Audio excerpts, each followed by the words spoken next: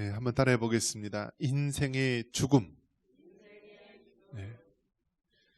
네, 제가 여러분에게 확실하게 말씀드릴 수 있는 것은 여러분은 다 어떻게 될까요? 죽습니다.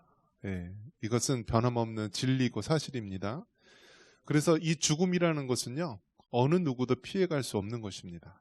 그래서 사람이 이 땅에 살면서 해결할 수 없는 두 가지가 있는데요. 그것은 죄의 문제와 또 죽음의 문제. 이 죄와 죽음은 우리 인간이 아무리 과학이 발전하고 또 문명이 발전한다 할지라도 해결할 수 없는 것입니다. 저는 이제 과학에 대해서 이렇게 오랫동안 공부를 해오고 또 어릴 때서부터 이렇게 기계공학 또 이런 과학 세계에 대해서 공부를 했는데요. 이 과학이 설명해 줄 수 있는 게요, 이 세상에 10%도 안 된다라고 합니다. 그러니까 과학이면은 뭐든지 다 해결될 것처럼 이야기를 합니다. 그리고 과학이 아니면은요, 학문 세계에서는 인정을 안 해줘요. 인정을 안 해줘요. 그래서 하다못해 과학이 어떤 그런 물리적인 그런 현상만 과학이라는 것이 아니라 이제는 인문학 쪽에서도요, 그것을 과학을 적용해서요, 이제 사회 과학이라는 말을 씁니다. 그래서 우리가 어떤 물리적인 법칙을 말하는 그런 과학뿐만이 아니라 이 사회에 돌아가는 모든 것도요, 이 과학이라는 것을 통하여서 이야기를 합니다. 그래서 모든 것들이요, 이 과학이라는 말이 포함되지 않으면 객관적인 사실이 아니다라면서 거부하고요, 이 학문의 영역에 있어서는 늘 과학을 강조합니다. 그런데 이 과학이라는 것도 몇 프로밖에 설명 못 한다고요? 10%. 우리가 세상에 살고 있는 10%도 설명을 못 한대요. 그 대부분의 많은 영역이요, 해결할 수 없는 영역이 얼마나 많이 있는지 모릅니다. 그래서 결국은 나중에 어느 쪽으로 우리가 관심을 기울일 수밖에 없냐면 이 과학으로 설명할 수 없는 그 너머에 뭔가 있지 않은가. 그렇게 해서 사람들이 종교에 대해서 또 신앙에 대해서 점점 관심을 갖게 된다라고 합니다. 그래서 사람이 점점 죽을 때가 가까우면은요, 종교에 관심을 갖는데요. 40대, 50대가 넘어서면은요, 그전까지는 교회 와라, 예수 믿어야 천국 간다, 아무리 얘기해도요, 콧방귀 끼고 들어오지도 않는다라고 합니다. 그런데 서서히 나이가 들고 무릎과 허리가 약해지고 이제 정신이 점점 흐릿해지면서, 나도 죽을 수가 있겠구나, 나도 죽음의 문 앞에 다가올 수 있겠구나 라면서 느끼면서 서서히 이제 종교에 대해서 또 신앙에 대해서 관심을 기울인다라고 합니다. 그런 면에서 여러분, 우리가 예수님을 믿는다라고 하는 것은 사람이 해결할 수 있는 죄의 문제와 이 죽음의 문제를 해결했음을 믿고 여러분 감사할 수 있는 여러분 되시기 바랍니다. 아무리 세상에서 정말 과학자가 되고요, 석박사를 하고 아무리 많은 학문을 연구한다 할지라도 죄의 문제와 죽음의 문제를 해결할 수 없다라는 거예요. 그런데 우리가 예수님을 믿고 하나님의 자녀가 되면은 이 죄와 사망의 문제를 동시에 해결할 수 있는 것입니다. 자, 그렇다면 이 죽음의 정의에 대해서 한번 이야기를 해보겠습니다. 죽음. 자, 우리나라는 전통적으로 무슨 죽음을 이야기하죠? 우리가 흔히 뇌사하고 심장사가 있죠. 뇌사는 말 그대로 뇌가 죽은 것, 심장은 뛰고 있는데 뇌가 죽은 것을 뇌사라고 하고요. 또 심장사는 이 심장이 더 이상 뛰지 않는 그런 상태. 그래서 우리나라는 뇌사를 주장하나요? 아니면 심장사를 주장하나요? 우리나라는 아직도 심장사를 주장합니다. 그래서 심장사, 이것을 이제 사망의 이제 조건으로 얘기를 하는 것이죠. 사망의 조건으로. 근데 뇌사는 이제 서구 선진국이나 일부 국가에서 점점 심장사에서 뇌사로 가고 있는데, 그 말인즉슨 우리가 흔히 말하는 식물 인간을 죽은 것으로 보는 거예요. 그런데 여러분, 의외로 아주 미스테리하게 오랫동안 쓰러져 있다가 갑자기 벌떡 일어나서 사는 경우도 있어요. 그런데 의학적으로 보면은 이제 점점 돌아가는 세태가 뇌사를 죽은 것으로 보는 거예요. 그래서 사람이 식물 상태, 식물 인간 상태로 있으면 죽은 것으로 보는 거예요. 그러면 그때 어떻게 하죠? 장기 이식을 많이 하잖아요. 그 사람의 심장, 간, 콩파, 안구 이런 것들을 다 기증해서 이제 하는데요. 어쨌든 이 심장사는 그나마 기독교적인 세계관을 가지고 있는 나라에서 계속 유지를 하고 있는 거예요. 뇌사도 살아있는 것으로 보는 것이죠. 그래서 저 사람이 비록 식물인간으로 드러나 있지만 그 사람은 아직 살아있는 것으로 보고 있는 거예요. 그런데 이 뇌사를 주장하게 되면은 우리가 깨어나지 못하고 있는 사람들은 다 죽은 것으로 보고요. 그 사람에 대해서 이제 사망에 이르기까지 그렇게 내버려 둘 수가 있는 것입니다. 자, 이러한 상황 속에서 세상에서는 심장이 뛰느냐 안 뛰느냐, 또 뇌가 죽었느냐 살았느냐, 정상적인 기능을 하느냐 못하느냐에 따라서 이제 사망 선고를 내리게 되는데요. 성경적으로 보면은 어떤가요? 우리가 성경적으로 보면은 육신과 영혼이 분리된 상태를 우리가 죽음, 사망이라고 하는 것입니다.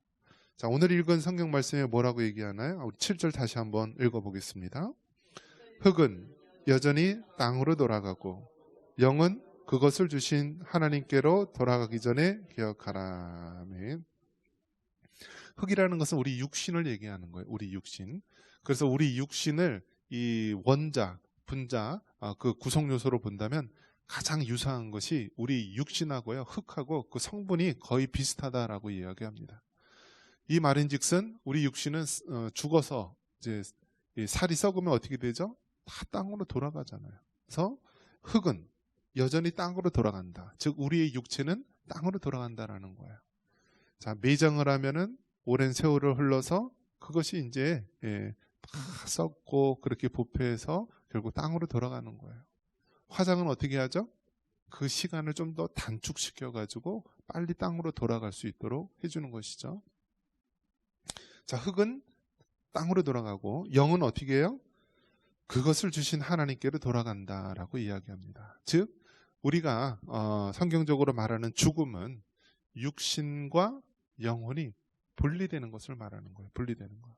그래서 이 사람이 죽었다라고 이야기했을 때 그 사람의 육신과 그 사람의 영혼이 어떻게 되었다고요? 분리된 상태를 얘기하는 거예요. 그럼 여러분에게 한번 물어보겠습니다. 사람이 죽으면 그 영혼이 언제 이렇게 가게 되는 거죠?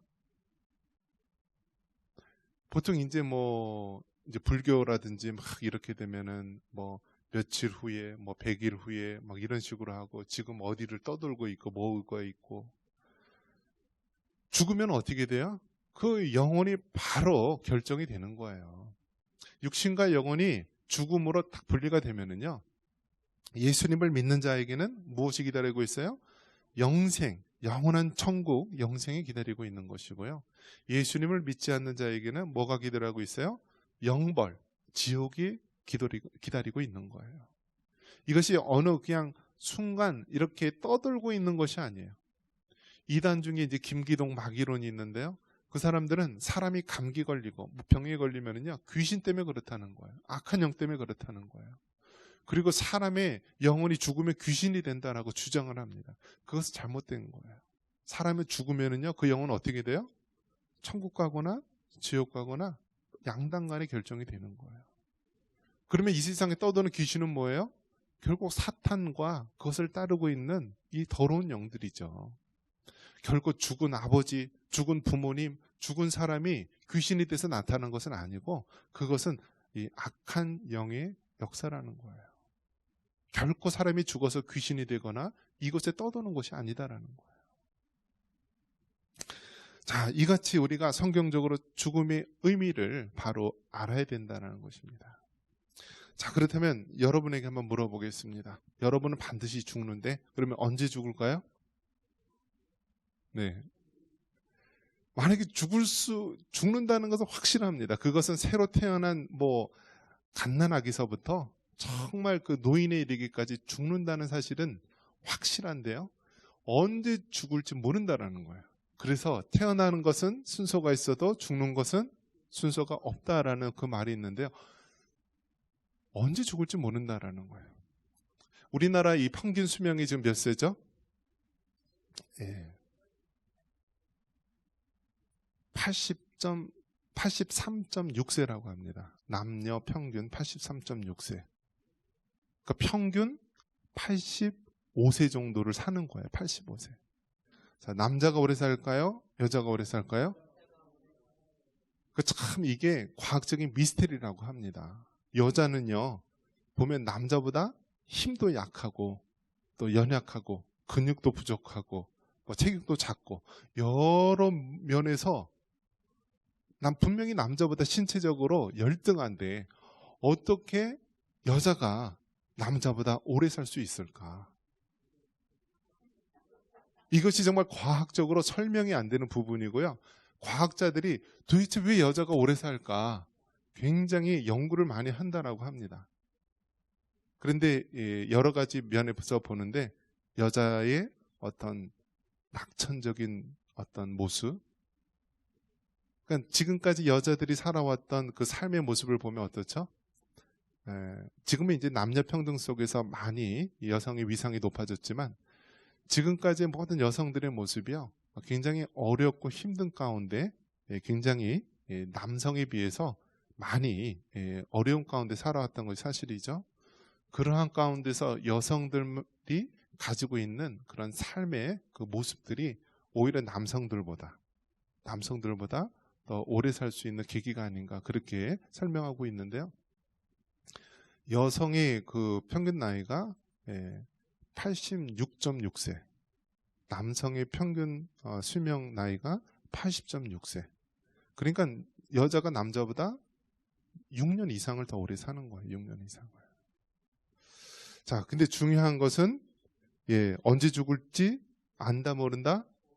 모른다라는 거예요. 그렇기 때문에 우리는 늘 어떤 마음을 가져야 되냐면 우리는 항상 죽음을 준비해야 된다라는 거예요. 죽음을 준비해야 된다. 그러면 여러분, 죽음을 준비하기 위해서는 뭐 어떻게 해야 되나요? 상조회사에 가입하면 되나요? 보험에 가입하면 되나요? 어떤 사람은 보험 가입하면 모든 것이 다 해결하는 것으로 그렇게 하는데요. 그 보험 가입하는 순간 그 가입한 사람이 어떤 느낌을 가질까요? 빨리 죽기를 바라는 것이죠. 그래야지 보험료가 나오니까. 우리 믿는 사람으로서 죽음을 준비하는 것은요, 그러한 것이 아니다라는 거예요. 먼저 우리나라가 이 건강 수명이라는 것이 있는데요. 우리가 생물학적인 수명, 뭐 남자 같은 경우 81세, 여자 같은 경우 87세라고 한다면 이 생물학적 수명이 이렇게 81세, 87세라고 한다면은요, 건강 수명이라는 것은 무엇이냐면 건강하게 살면서 죽는 것을 말하는 것입니다. 그런데 우리나라 사람이 평균요 10년 동안을요 누웠다가 죽는데요. 누웠다가. 즉 10년 동안을 옆에서 다 수발 들고 대소변 받아내면서 그렇게 살면서 죽는 사람이 굉장히 많다라는 거예요. 그래서 중요한 것은요, 오래 사는 것이 중요한 것이 아니라 어떻게 해요? 건강하게 오래 사는 게 중요하다. 이것을 바로 건강 수명이라고 합니다. 생물학적 수명도 물론 그것이 중요하지만은 더 중요한 것은 이 건강 수명이 그만큼 생물학적 수명하고 같아야 된다는 것이죠. 그래서 우리가 우스갯소리로 뭐라고 얘기하죠? 9988 234. 이게 무슨 뜻이죠? 99세까지 팔팔하게 살면서 2, 3일 앓고 죽자. 뭐 이런 얘기를 이제 하는데요. 요즘에는 99세까지 팔팔하게 살다가 2, 3일 앓고 더 오래 살아서 100세를 넘는다라고 합니다. 그런 시대가 되었는데요.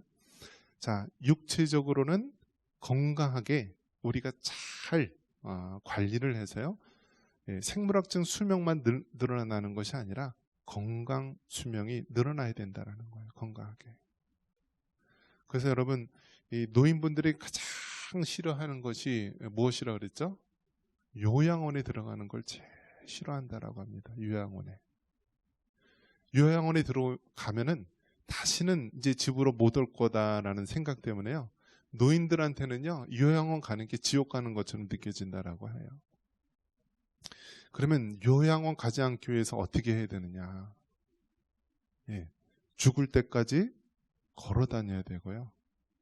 또 죽을 때까지 자기 손으로 밥해 먹고 일하면서 있어야 되고, 또 죽을 때까지 맑은 정신을 유지해야 된다는 거예요. 이 세 가지 중에 하나라도 발이 문제가 생기거나 더 이상 뭐 일을 할 수 없고 맑은 정신을 유지할 수 없으면요, 요양원에 갈 수밖에 없다라고 합니다. 그런 면에서 여러분, 건강 여러분 잘 지킬 수 있기를 바랍니다. 자, 그리고 영적으로는 어떻게 됩니까? 우리가 영적으로도 죽기 직전에 우리가 정말 구원의 확신 속에 살아가야 된다는 거예요. 구원의 확신 속에. 이것이 굉장히 중요한 거예요. 의외로 여러분, 우리가 죽음이라는 것을 확 이렇게 닥치게 되면요, 두려움이 확 몰려오는 것입니다.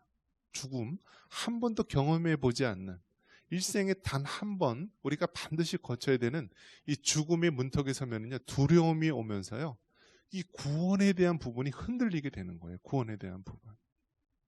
그래서 정말 그 사람이 진정으로 구원받은 사람인지, 아니면은 정말 그 날라리 정말 모양만 무늬만 그리스도인인지 어떻게 알 수 있냐면, 죽음을 대하는 그 마지막 모습을 통하여서 저 사람이 정말 진정한 그리스도인인지 아니면 명목상의 그리스도인인지 알 수 있다라는 거예요.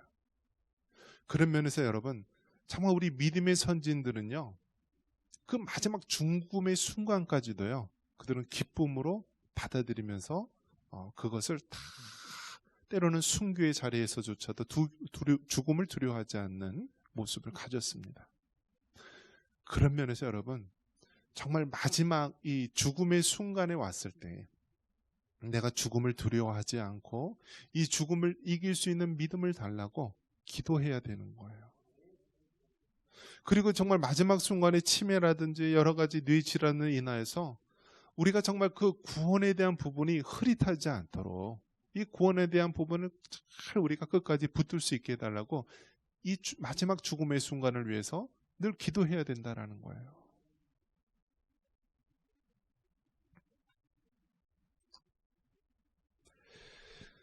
죽는 순간에 우리가 삶에 있어서도요, 잘 우리가 정리를 해야 되는데요. 미국 사람들은요, 죽기 전에, 그러니까 미국 사람들은 평상시에 11조 생활을 잘 안 한대요. 하는 사람이 있고 안 하는 사람이 있고. 그런데 그 미국 사람들은요, 죽기 전에 전 재산을요, 11조 낸대요. 11조 이상을 내는 것이죠. 그러니까 그 사람들의 문화는요, 죽기 전에 자신이 가지고 있던 것에 대해서 이제 마지막 순간에 그렇게 교회라든지 이렇게 기부를 하면서 마지막 이 삶을 정리하고 죽음을 맞이한다라고 합니다. 그런데 한국 사람도 어떻죠? 평상시에는 11조를 잘해요. 근데 마지막 죽는 순간에는요, 그런 유산이라든지 어떤 가진 것에 대해서 전혀 그냥 준비하지 않다가 결국 그 순간이 정리하지 않고 그렇게 이어졌다가 자녀들이, 나중에 남은 그런 자녀들이 그 유산 때문에 결국은 법적인 싸움에서 치고받고 하다가 의의가 상하고 원수가 되고, 또 부모님이 남겨주신 모든 것들은 몇 년 안 가서 다 날아간다라고 합니다. 그런 면에서 여러분, 정말 우리가 그리스도인이라고 한다면요, 살아생전에 우리가 12조 생활 잘하는 것도 중요한데, 정말 돌아가시기 전에 자기가 가진 유산에 대해서 정말 하나님이 기뻐하는 모습대로 정리해야 되는 거예요. 자녀들한테 줄 건 주고, 정말 이 교회와 사회에 기부할 건 기부하고, 내가 어떻게 해야 될지 이 부분에 대해서 명확하게 해줘야 된다는 것입니다. 왜요? 우리는 언제 죽을지 모르기 때문에 늘 죽음을 준비해야 되는 것입니다. 우리나라 제약회사 중에서 가장 최고의 그런 수익을 올리는 제약회사가 있는데요, 유한양행이라고 하는 회사가 있습니다. 이 유한양행회사는 우리가 이제 잘 아는 유일한이라고 하는 분이 세운 그러한 제약회사입니다. 그래서 유일한, 그래서 이름에서 유한을 이제 따온 거고요. 그다음에 양행, 세계로 통한다 그래갖고 유한양행이라는 회사를 차려왔고요. 우리가 잘 아는 안티프라민 여기서 만든 거예요. 하도 한국 사람들이 많이 질병에 걸리고 변변찮은 치료제가 없기 때문에 이제 막 연구를 하다가 이 안티프라민을 만든 것입니다. 그래서 어렸을 때 보면은요, 안티프라민이 뭐예요? 만병통치약이에요. 만병통치약. 뭐 넘어져도 바르고 어디 다쳐도 바르고 그랬는데 이 유한양행에서 만든 거고요. 지금은 뭐 폐암 치료제, 뭐 간암, 무슨 뭐 당뇨 모든 치료제들을 다 여기서 많이 만들어서 우리나라 제약회사 1위 그런 회사가 됐는데요. 이 유한양행의 이 어떤 로고 또 그 나무가요. 무엇이냐면 버드나무라고 합니다. 버드나무. 여러분 버드나무 아세요? 버드나무가 어떻게 생겼죠? 이렇게 좀 뭐 여인이 머리 풀고 막 이렇게 하는 것처럼요. 휘청휘청하는 그 나무 있잖아요. 버드나무. 이분이 1895년에서 1971년도, 즉 우리나라 일제 강점기 때 살은 것이고요. 이분이 이제 우리나라에서 했다가 어렸을 때 이제 선교사님 통하여서 이제 미국으로 이제 그 입양을 간 거예요. 그래서 미국에서 아주 뭐 명문대학교 나와서요. 뭐 나중에는 이제 뭐 경영학 또 변호사 이 박사까지도 받은 거예요. 그래서 우리나라를 위해서 이분이 한국에 와가지고 제약회사를 만든 것이고, 본인은 이제 경영학 이제 석사 뭐 법학 박사이기도 한데요. 이분이 이제 회사를 설립하고 이분의 아내가 이제 의사라고 합니다. 그래서 이제 제약회사를 만들어서 그렇게 했는데 우리나라 국민들을 위해서 막 여러 가지 애를 쓴 거예요. 그러면서 일제 강점기 때 희망이 없을 때 정말 이 나라가 살아가기 위해서 어떻게 되는가? 버드나무처럼 바람이 휙 불면 이쪽으로 휙 흔들리고 저쪽에서 휙 불면은 이쪽으로 휙 흔들리지만 이 버드나무는 꺾이지 않고 계속 살아있다라는 거예요. 그래서 우리나라가 이 버드나무처럼 이 일제 강점기의 어두운 터널 속에서 잘 버텨내서 정말 우수한 민족 그런 그걸 바라면서 그 회사를 차렸다라고 합니다. 그러면서 이분이 돌아가시기 전에요. 그분이 가진 재산을요. 자식들한테 물려주지 않고요. 아들한테는 내가 대학까지 공부시켰으니까 너는 내 갈 길 내가 알아서 해라.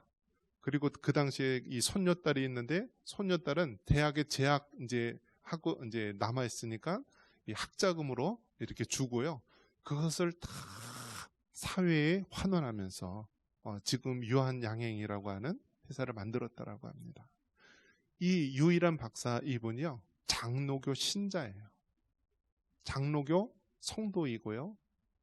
이분이 그렇게 믿는 자로서 마지막 순간까지 본을 보이며 살았던 것입니다. 말씀을 믿습니다. 여러분, 우리는 다 죽습니다. 성경이 말하는 죽음은 육체와 영혼의 분리고요. 그 후에는 정말 천국과 지옥, 영원한 세계가 놓인 것입니다. 우리는 이 죽음을 잘 준비해야 합니다. 세상 사람들은 죽음으로 모든 것이 끝난다라고 이야기하지만 죽음 이후에는 영생과 영벌이 우리 안에 놓여 있습니다. 이 유일한 박사처럼 정말 살아생전에 하나님 영광 위해서 그리고 마지막 죽음 이후에도 그 가진 모든 것들을 하나님 나라를 위해서 또 사회를 위해서 헌신했던 것처럼 여러분 우리의 죽음을 잘 준비하여서 하나님께 영광 돌릴 수 있는 우리 모두가 되기를 주님의 이름으로 축원합니다.